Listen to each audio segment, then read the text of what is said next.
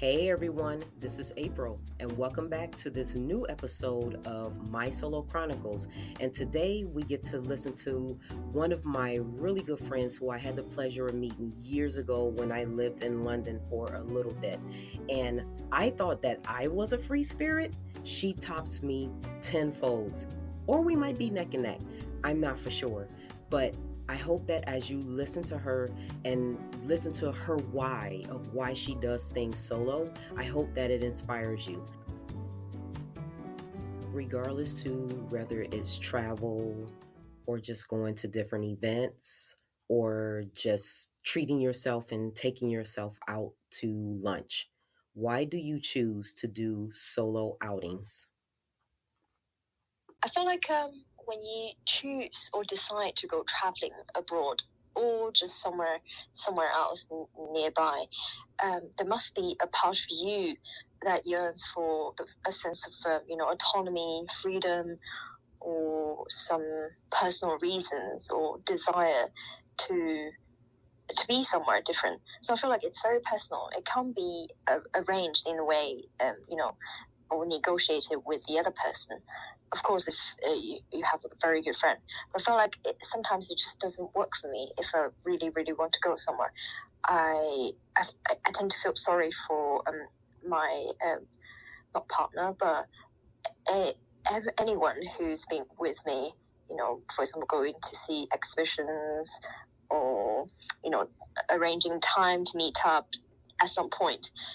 I always feel like in this social communication, just trying to sort out the place and the time,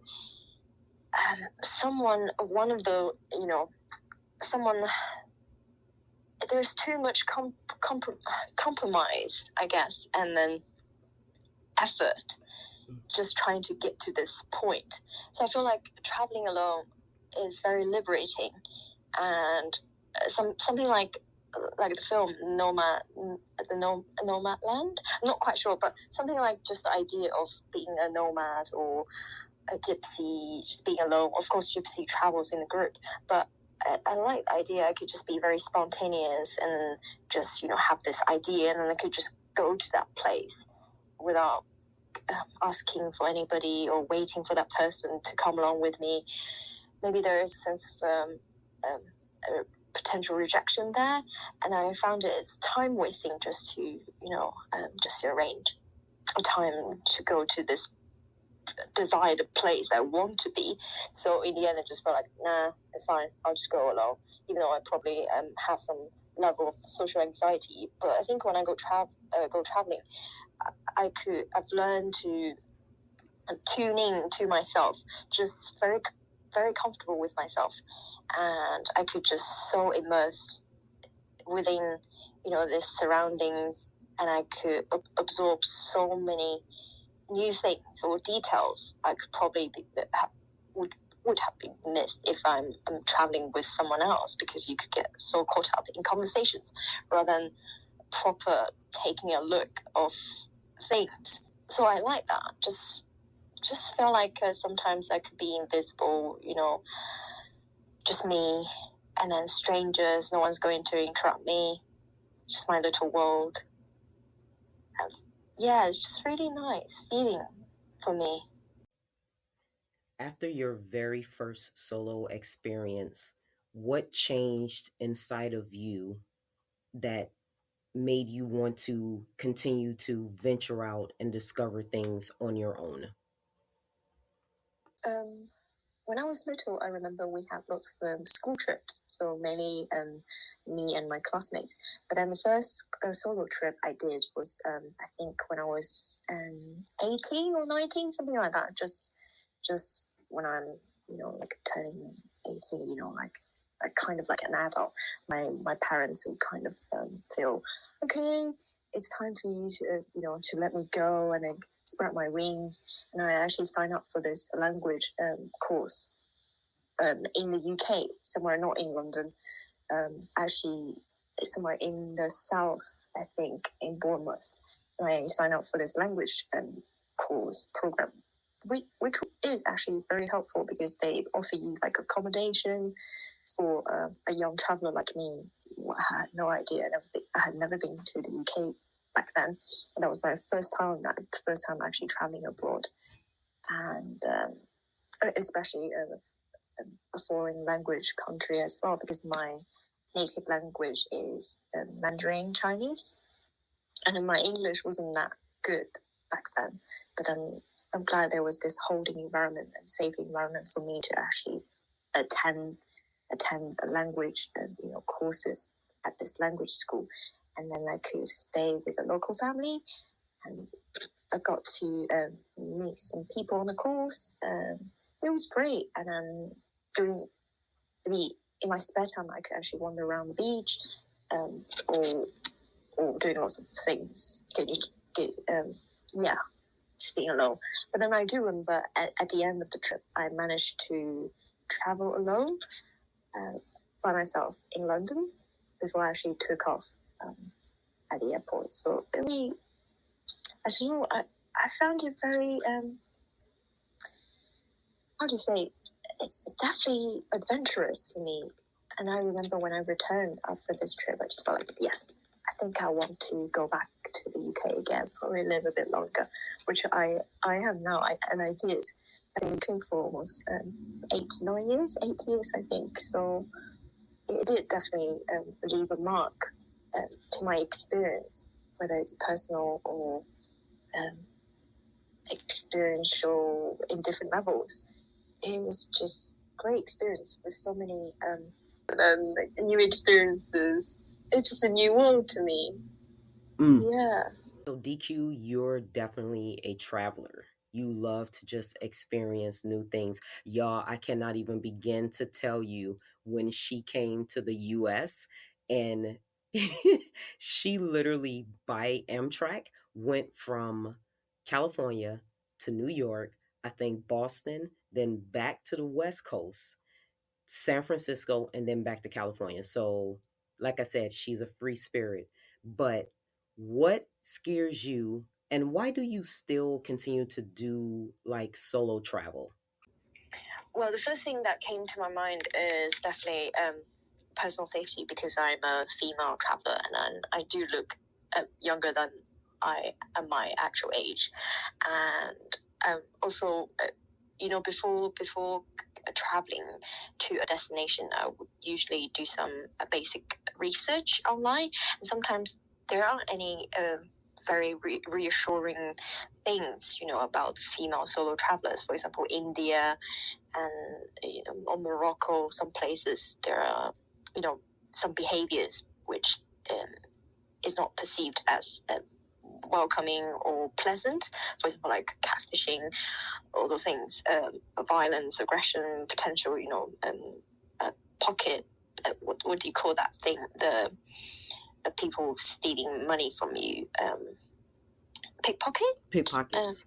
Pickpocket. Yeah. So there's personal safety, and then financial loss, and there's just like lots of things you have to consider actually. But actually this time when I went to Morocco just during Christmas time, of course, before I flew there, I had all those ups and downs and fantasies, and maybe not so good. I feel like I'm a bit worried about my safety. But actually, it turned out full of surprises, and people are actually very, very welcoming. Of course, there's some cultural shock in the way how men approach a woman or female.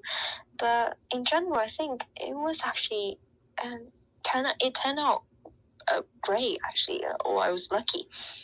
And so I guess it was kind of scary just to think, in your head, there might be lots of danger going on in that country, specific destination you're going to. But still, it's worth going just to think about all those adventure and unexpected surprises as an experience, I guess, even though maybe there were some terrible things happened, not that terrible, maybe, some minor incidents happen, but I think in the end, it would always turn out to be a great story or memory, piece of stories to talk about, actually. I feel like I need to travel to a different place because I'm so interested in different cultures and people, and then there's so many places in the world I haven't been. So maybe just, trying to adapt to the local custom. Like, for example, before I go to Morocco, I thought about I'm going to wrap myself like a dark kind of ninja, like invisible, so like just like blending, so I'll be safe. That could be one of the approach if I worry too much when traveling to a new place. So just try and lay low a bit while exploring the country. And also, I can always meet interesting people when I'm on the road traveling. So that's one of the parts I like, because you always get to know travelers who are actually in the same destination. You get to know them, and you probably hang out with them if you're not sure, if you have concerns over your safety at night, traveling at night. It's always nice to hang out with fellow travelers. And yeah, and also you have other times to explore other places alone. Yeah. And there you have it. That's DQ's story of her why and why she does things solo. And I just want to point out really quick a bit that she actually said, and I literally said this in the last episode, and I've said it countless of times, where sometimes just sitting and waiting to see if others can come along with you is almost like do I wait or do I go? Because everybody's schedule is not the same. And you may have your heart set on doing something, thinking you're going to go with others. And if other people can't come because of their work schedule or family schedule or whatever, you kind of miss out. And then you sit back and say, I wonder what would have happened if I just would have went. And it's just sometimes, depending on how your personality is, I guess, or if you got that oomph to go and do it, you just bite the bullet and just go. And I love that she brought that up, and that what has worked for her, actually. I will tell you, DQ, where we're similar is where if we know we can't get people to come with us, we just go.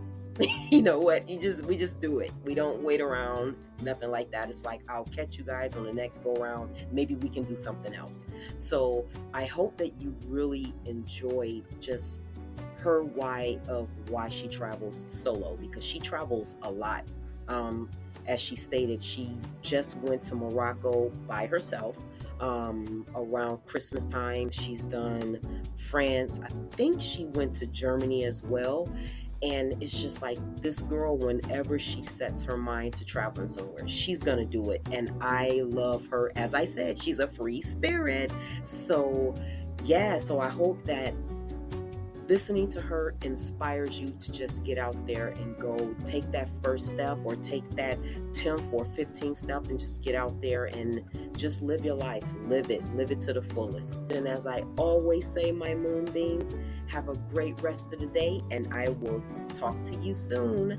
Bye.